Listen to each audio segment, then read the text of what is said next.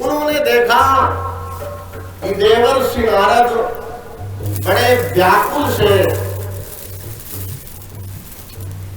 और बड़ी द्रुत गति से भागे जा रहे हैं। उन्होंने सोचा कोई सांसारिक व्यक्ति हो और इस तरह जा रहा हो तो ये बात तो समझ में आती है। जो भक्तों के शिरोमणि हैं और भक्ति के आचार्य हैं, उनकी ये स्थिति हो तो ये विषय चिंतनीय हो जाता है। उन्होंने नारद जी से कहा कि महाराज, कथम ब्रह्मन् दीन मुखा कुतश्चिंता तो भवान परितं गम्यते कुत्र कुतश्चागमनं गमो। महाराज, आपके मुखमंडल पर ये म्लानता क्यों है? आपका मुखमंडल मुरझाया हुआ क्यों है?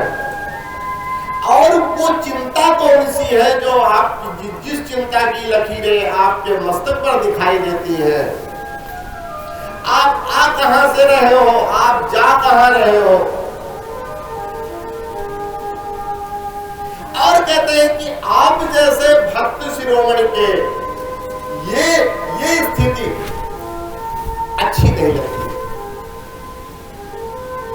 अब एक ही बार में एक व्यक्ति कई प्रश्न पूछे और व्यक्ति एक बार एकाएक हड़बड़ा जाएगा कि मैं किस प्रश्न का उत्तर पहले दूं। नारद जी ने अपने अग्रजों से कहा, महाराज, जिस तरह आप सत्संग करने के लिए आए हैं, अब मैं भी सत्संग की कामना से पृथ्वी लोक पर आया था, लेकिन मैंने ये सोचा कि पृथ्वी लोक परम मंगल में है, यहाँ पर हमें सत्संग की प्राप्ति होगी, तो मैं यहाँ आया और मैंने अनेक तीर्थों के भ्रमण किए, अनेक संतों से मिले हम, लेकिन हमें सत्संग की प्राप्ति नहीं हुई। तो बोले उसका कारण क्या था? कहते हैं, महाराज, मैंने धर्म का अभाव देखा। लोगों में न तो सत्यता है, न तप है, न दया है, न दान है। ये स्थिति देख करके मैंने सोचा कि सद्गृहस्थों के यहाँ शायद सत्संग मिले, क्योंकि अनेक सद्गृहस्थ भी बड़े बड़े सत्संग का अनुरागी हुए हैं। तो मैं गृहस्थों के यहाँ गया, लेकिन मैंने वही चीज वहां भी देखी।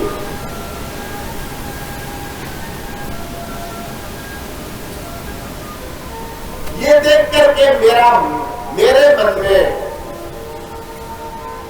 बड़ी चिंता हुई, मेरा मन बड़ा उद्विग्न हुआ। तो मैंने सोचा कि यहाँ पर सत्संग नहीं मिलता तो मैं वृंदावन जाऊंगा, और वृंदावन तो भगवान की मंगलमयी क्रीड़ा स्थली है, और वहां पर तो हमें, जहां पर भक्ति देवी नृत्य करती है, तो मैं हरि का स्मरण करता हुआ, नारायण का स्मरण करता हुआ मैं वृंदावन आ गया, जहां पर भगवान की मंगलमयी क्रीड़ा स्थली रही। लेकिन महाराज, मैं जैसे वृंदावन पहुंचा तो वहां से भी बड़ा आश्चर्य हमें देखने को मिला। कहते तत्राश्चर्यं मया दृष्टं श्रूयतां तन्मुनीश्वरा। अरे ऋषियों सुनो, मैंने वहां पर एक बड़ा आश्चर्य देखा। बोले क्या देखा आपने? कहते एका तू तरुणी तत्र निषन्ना खिन्न मानसा। मैंने देखा कि एक देवी जी बड़ी दुखी बैठी हुई, तो मैं समीप जाने लगा, मैंने सोचा कि मैं जाकर के पूछूं कि देवी जी आपके कष्ट का कारण क्या है, आप इतनी दुखी क्यों हो। नारद जी उनके समीप गए और समीप जाकर के देखा कि वही देवी जी नहीं, बहुत सारी देवियां हैं। नारद जी ने सोचा कि यहाँ तो सब महिलाएं बैठी है, अब मैं महिलाओं के बीच में जाऊं, अब पूछने लगूं कि देवी जी आपको क्या कष्ट है, आपकी परेशानी क्या है। और कहीं किसी ने कह दिया कि बाबा जी यहाँ बीच में क्यों आ गए, हमने आपको बुलाया था। तो बोले नारद जी वापस आने लगे। तब उस तरुणी ने आवाज दी कि महाराज आप हमारे समीप आकर के वापस जा रहे हो। महाराज आपका तो दर्शन ही बड़ा मंगलकारी होता है। कहते नारदो देव दर्शना हो। तो कहते महाराज जिसको आप मिल जाते हो उसकी समस्त कष्ट, समस्त बाधाएं दूर हो जाती है। अब वैसे भी साधुओं का दर्शन परम मंगलकारी होता है। साधु नाम दर्शनम पुण्यम तीर्थ भूता ही साधवा काला फलति भूतानि सत्य साधु समागमा। ये साधु तो चलते फिरते तीर्थ होते हैं। हमारे द्वारा किए हुए कर्मों का पुण्य फल तो हमें बाद में मिलता है, जब समय आता है तब मिलेगा। लेकिन सज्जनों का, साधु पुरुषों का संग हमारा तत्काल कल्याण कर देता है। तो नारद जी पूछने लगे देवी जी आप कौन हो, और ये जो दो वृद्ध पुरुष लेटे हुए हैं ये कौन है, और ये हजारों देवियां जो तुम्हारी सेवा में लगी हुई है ये कौन है, आप अपने बारे में हमें बताइए। तब तो उस देवी ने कहा महाराज मैं भक्ति हूँ। नारद जी तो बड़े चमत्कृत हुए, बड़े प्रसन्न हुए कि जिन भक्ति देवी की मैं आराधना करता हूँ वो भक्ति देवी मूर्तिमान होकर के आज हमें मिल गई। और कहने लगी महाराज ये जो दोनों वृद्ध पुरुष लेटे हुए हैं ये मेरे पुत्र हैं। अब तो नारद जी की और चिंता बढ़ी। कहते देवी जी ये तो बड़ा वैपरीत्य है। मैंने हमेशा ये देखा है कि पुत्र युवान होते हैं, माता वृद्ध होती है, लेकिन मैं तो यहाँ देख रहा हूँ माता युवान है और पुत्र वृद्ध है। तो भक्ति ने कहा महाराज मैं अपने बारे में बताती हूँ, ये मेरे दोनों पुत्र ज्ञान और वैराग्य हैं। मैं भक्ति हूँ, मेरा जन्म द्रविड़ देश में हुआ और वृद्धि कर्नाटक में हुई। जब मैं गुर्जर प्रांत में पहुंची तो मैं वृद्ध हो गई, लेकिन जब मैं वहां से वृंदावन आई तो वृंदावन में आते ही मेरा पूर्व जैसा स्वरूप हो गया।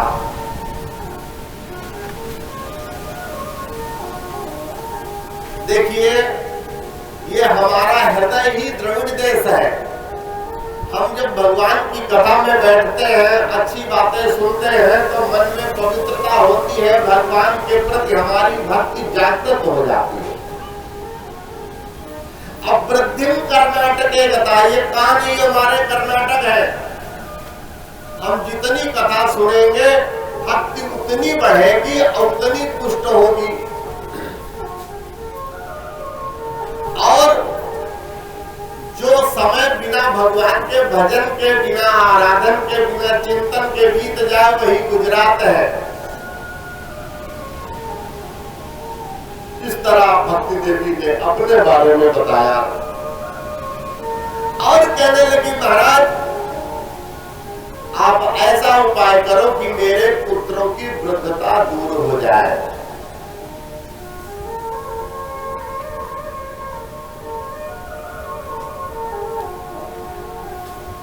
यहाँ पर ये कथानक इसलिए बताया गया है कि हमारे जीवन में भक्ति आए तो ज्ञान और वैराग्य का आना भी जरूरी है। अगर भक्ति, भगवान की भक्ति आने के बाद अगर ज्ञान और वैराग्य ना हो तो वो भक्ति बंध्या भक्ति कहलाती है। जैसे विवाह के बाद किसी कन्या के, किसी बहू के पुत्र ना हो तो बंध्या हो गई। तब भक्ति आने के बाद अगर ज्ञान और वैराग्य नहीं है तो वो बंध्या भक्ति है। ज्ञान का मतलब मैं अपने बारे में, परमात्मा के बारे में, अपने परमात्मा से संबंध के बारे में ये ज्ञान हो हमें। और वैराग्य, वैराग्य के बारे में आचार्य पतंजलि अपने पातंजलि योग सूत्र में एक जगह कहते हैं, दृष्टानुश्रविक विषय वशीकार संज्ञा वैराग्यम। दृष्टानुश्रविक विषय वितस्वस्य वशीकार संज्ञा वैराग्यम। कहते हैं कि हमारा आकर्षण दो वस्तुओं पर ज्यादा होता है, दो चीजों पर ज्यादा होता है।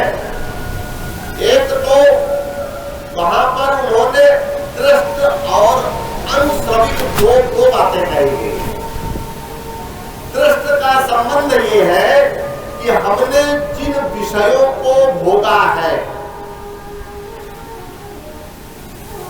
या जिनके बारे में सुना है उनके प्रति हमारा अनुराग सतत बढ़ा रहता है। अब जैसे हमने आज बढ़िया सी खीर खाई तो खीर के प्रति मन बार बार जाएगा। कोई अच्छी चीज हमने सुनी तो उसके प्रति हमारा अनुराग बढ़ेगा। कहीं कोई अच्छा दर्शन किया तो नेत्र उसकी ओर आकृष्ट होंगे। तो ज्ञानेंद्रियों के द्वारा भोगे जाने वाले विषयों को यहाँ पर दृष्ट कहा गया है। दृष्ट और अनुश्रवित बहुत ऐसी चीजें हैं जिन्हें ना तो हमने अपने जीवन में भोगा है, लेकिन पुराणों में, शास्त्रों में उनके विषय में वर्णन आते हैं। जैसे अमृत पान करना या स्वर्गीय सुखों का भोग करना, नंदन वन में घूमना, नंदन वन के पुष्प अब कभी किसी ने देखे तो है नहीं, पुष्पक विमान में उड़ना। तो ये सब चीजें हमने देखी तो नहीं है, लेकिन पुराणों में वर्णन आते हैं। तो देखे सुने हुए, भोगे हुए समस्त विषयों के प्रति हमारी जब अनुरक्ति पूर्णतया समाप्त हो जाए वो वैराग्य। और भक्ति के बारे में नारद जी अपने भक्ति सूत्र में कहते हैं, सत्वस्मिन् प्रेम रूपा। भक्ति क्या है? उन भगवान के प्रति हमारे हृदय में जो प्रेम है वही भक्ति है। और जिस भक्ति के आने के बाद में हमारा मन भगवान के श्री चरणों में ही लगता है और ये अनुराग उत्तरोत्तर बढ़ता जाता है। तो हम कहाँ थे कथा में? जय जय श्री राधे। बीच में अपने श्रोताओं से पूछते भी जाए हम कहाँ कह रहे हैं कथा। आप कोई बात नहीं, अब जैसे आप लोग भूल जाओगे उसी तरह मैं भी एक बार भूल जाऊं तो फिर से कथा होने लगेगी। हाँ जय जय। परीक्षित हमारे देखो मन लगा के सुन रहे, यही परीक्षा करनी चाहिए।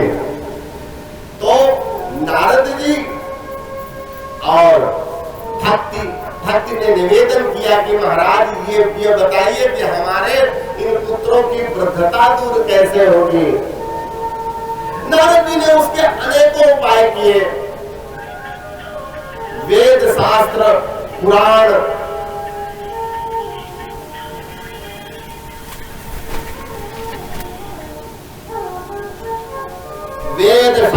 पुराण सारे कुछ सुनाए, लेकिन बार बार सुनाने के बाद भी उनकी चेतनता, उन्हें चेतनता प्राप्त नहीं हुई। नारद जी ने सारे प्रयास किए, गीता पाठ ही मुर्मू, बार बार गीता पाठ, गीता सुनाया। और जब इतने सारे प्रयास के बाद भी नारद जी सफल नहीं हुए तो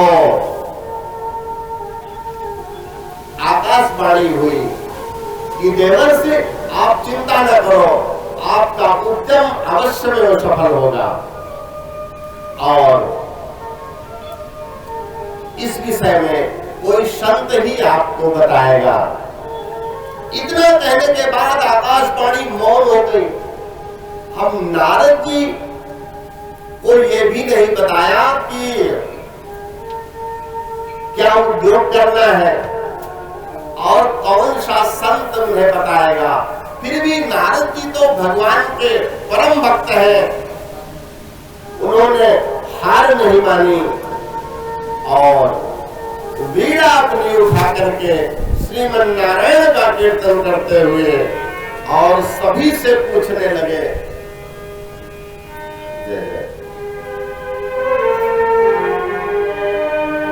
श्रीमन नारायण